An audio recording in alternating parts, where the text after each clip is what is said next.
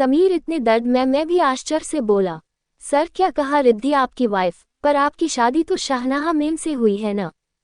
Rhythm बोला, मेरी शादी रिद्धि से हुई, मेरी वाइफ रिद्धि है। और मेरी वाइफ को तूने छुआ कैसे? रिदम वापस से उसे पहले की तरह मारने लगा। बहुत देर मारने के बाद रिदम को रोहन बोला, रिदम तू भाभी को देख।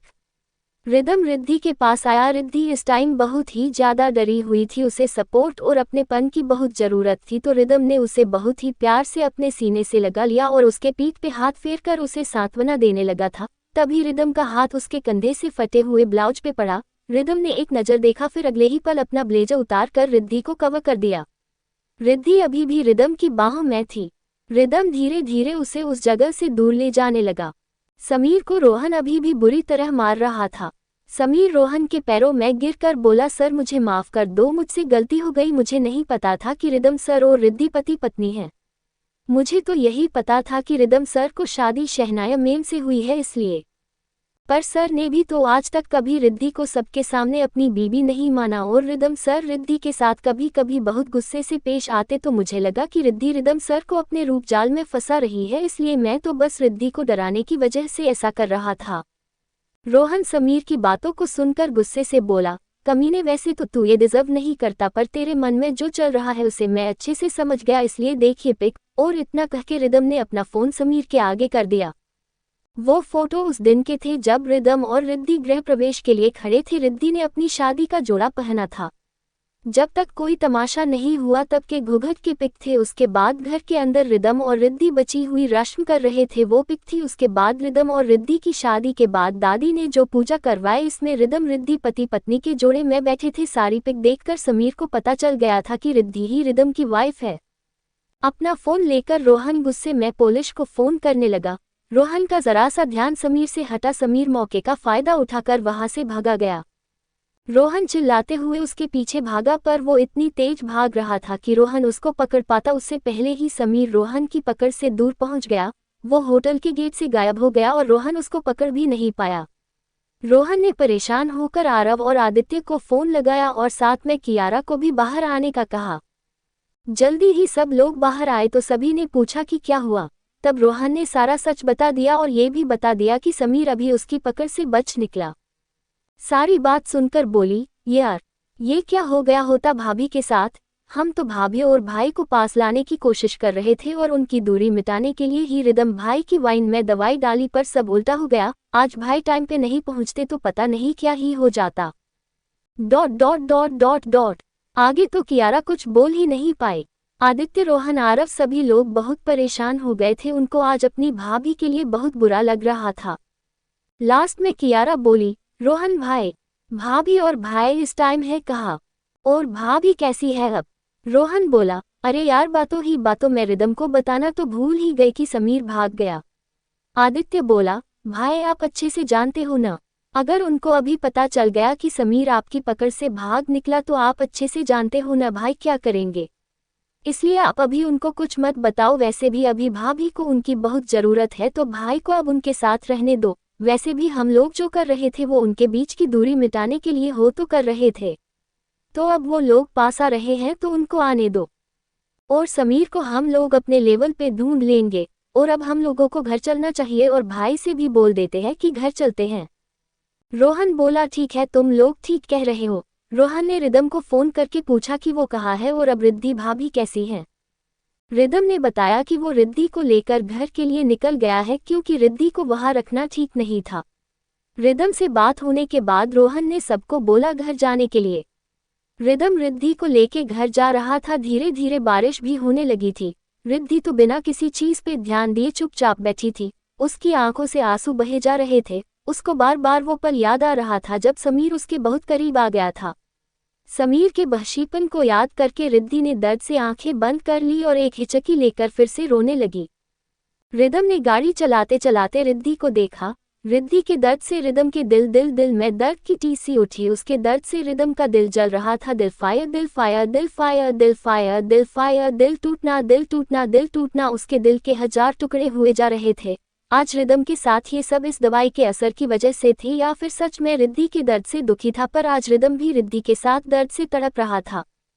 रिदम ने एक नज़र सामने देखा और गाड़ी को एक साइड लगाकर रिद्धि के गालों को अपने हाथों में लेकर उसके गालों पे लुढ़क रहे आंसुओं को पोंछा और बहुत प्यार से बोला, रिद्धि डोंट वरी, मैं हूं ना। रिद्धि कुछ न बोली। रिदम भी थोड़ी देर तक उसके हाथ को प्यार से सहलाता रहा। फिर रिद्धि के चुप होने के बाद रिदम ने गाड़ी स्टार्ट की। लगभग 20 मिनट और गाड़ी ड्राइव करने के बाद रिदम रिद्धि घर पहुंचे। रिदम और रिद्धि घर गए थे। रिद्धि अपने दर्द और दुख में बहुत परेशान थी तो रिदम उसे अपनी बाहों में उठाकर रूम में लेके आया। रूम में आने के बाद बहुत ही प्यार से रिदम ने रिद्धि को उतारा। रिद्धि रिदम की गोद से उतरकर भागकर वॉशरूम में चली गई। रिदम ने भी उसे रोका नहीं। रिदम ने अपने कपड़े चेंज करने के लिए अपनी अलमारी खोली। फिर अचानक से उसे रिद्धि का ध्यान आया। वो अपने कपड़े छोड़कर रिद्धि के कपड़े देखने लगे। उसे रिद्धि के लिए एक प्लेन सी साड़ी निकाली और उसे हाथों में लेके वॉशरूम के गेट तक गया। रिद्धि वॉशरूम में शावर के नीचे खड़ी थी। शावर बहुत देर से लगातार चल रहा था जिससे रिद्धि अपने आप को साफ कर रही थी। उसे आज ऐसा लग रहा था जैसे वो आज खुद को बिल्कुल मार ही दे। समीर के गंदे हाथों ने उसे छुआ था, ये सोच सोच कर ही रिद्धि परेशान हुई जा रही थी।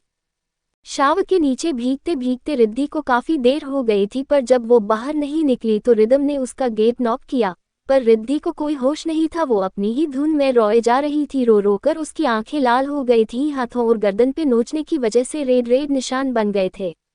रिदम बार बार गेट नॉक कर रहा था पर रिद्धि ने कोई ध्यान न दिया। रिदम ने हल्के धक्के के सत्य गेट खोला। रिद्धि अंदर जाने से पहले गेट की कुंडी लगाकर नहीं गई थी, जिससे कुंडी जल्दी ही खुल गई। रिदम ने जाकर देखा तो रिद्धि शावर के नीचे घुटनों के बल बैठी थी। रिदम ने उसको देखा तो देखते ही उसके पास गया। पहले रिदम ने शावर को बंद किया, फिर उसे बाजुओं से पकड़कर खड़ा किया। रिद्धि अभी भी रो रही थी। रिदम उसे चुप कराना चाह रहा था पर रिद्धि तो जैसे कुछ समझना ही नहीं चाह रही थी। वो बार बार रो रही थी। रो रो कर उसने आंखें लाल कर ली थी। रिद्धि जब चुप नहीं हुई तब रिदम को कुछ न सूझा। उसने रिद्धि को कमर से पकड़ा और उसे अपने करीब कर लिया। रिदम ने अपना एक हाथ कमर से हटाकर रिद्धि के सिर की तरफ ले गया। रिदम ने पीछे से रिदम के सिर को पकड़ा और रिद्धि के चेहरे को अपने चेहरे के पास लाकर अपने होंठ रिद्धि के कपते होंठों पे रख दिए। रिदम रिद्धि को किस करने लगा। रिदम का किस डीप होता जा रहा था। रिद्धि की सांसें तेज होती जा रही थी पर रिदम का किस करना जारी था। रिदम एक हाथ से रिद्धि की कमर को सहला रहा था, दूसरे से उसके सिर को पकड़ रखा था। धीरे धीरे नॉर्मल हो रही थी। काफी देर तक किस करने के बाद रिदम ने रिद्धि को छोड़ा। रिद्धि अब थोड़ा निर्मल हो गई थी। रिदम ने रिद्धि को उसके कपड़े दिए और वॉशरूम से बाहर आ गया। रिदम का टच कहो या फिर माहौल की नजाकत पर रिद्धि अब पहले से निर्मल थी। रिदम भी तब तक दूसरे वॉशरूम में जाकर अपने कपड़े चेंज करके आ गया था। रिद्धि अपनी साड़ी पहनकर वॉशरूम से बाहर आ गई थी। वो अपने निचले होंठ को दबाकर बैठी थी, तभी उसके पास रिदम आया। रिदम बोला, क्या हुआ? जो भी हुआ उसको बुरा सपना समझो और रिलैक्स हो जाओ। वैसे भी कल तक समीर जेल की सलाखों के पीछे होगा। रिद्धि कुछ न बोली, बस रिदम को नम आंखों से देखने लगी। रिद्धि रिदम को काफी देर तक देखती रही। रिदम भी कुछ बोल नहीं पा रहा था। तब रिदम उसके पास आया और उसके चेहरे को छूकर उसके आगे आ रहे बालों को पीछे करके बोला, आई नो रिद्धि, ये सब मेरी वजह से ही हुआ है। न मैं पार्टी में इस तरह तुम्हारे करीब आता, ना उस समीर को तुम्हारे पास आने का मौका मिलता। पता नहीं मैं खुद पे क्यों कंट्रोल नहीं कर पाया और क्यों मैं तुम्हारे करीब खींचा चला आया था। पर जो भी है ये सब मेरी एक गलती की वजह से ही हुआ था। तो मैं भी तुमको वादा करता हूँ, जिसने तुम्हारे साथ ये बदसलूकी करने की कोशिश की उसे मैं छोड़ूंगा नहीं। अब तुम आराम करो, ज्यादा सोचो मत। रिदम और रिद्धि दोनों ही बेड पे लेट हुए थे पर नींद दोनों में से किसी को नहीं आ रही थी। एक तरफ रिद्धि को वो हादसा बार बार रुला रहा था तो रिदम को समझ नहीं आ रहा था कि आज उसे हो क्या रहा है। वो क्यों खुद के इमोशंस पे कंट्रोल नहीं कर पा रहा। रिद्धि सोचते सोचते रोने लगी। उसे लग रहा था कि आज रिदम टाइम पे नहीं आता तो आज वो अपना सब कुछ खो चुकी होती। आज ऊपर वाले की मेहर थी कि रिदम सही टाइम पे आ गया था, नहीं तो आज वो अपना सब कुछ खोकर कहीं गुम हो जाती। सोचते सोचते रिद्धि को हिचकी तेज होने लगी थी। रिदम ने जब देखा कि रिद्धि रो रही है तो उसने रिद्धि को अपनी साइड पलटा और उसके आंसू पोंछकर बोला, रिद्धि मत सोचो, ज्यादा सोचेगी तो सो नहीं पाओगी।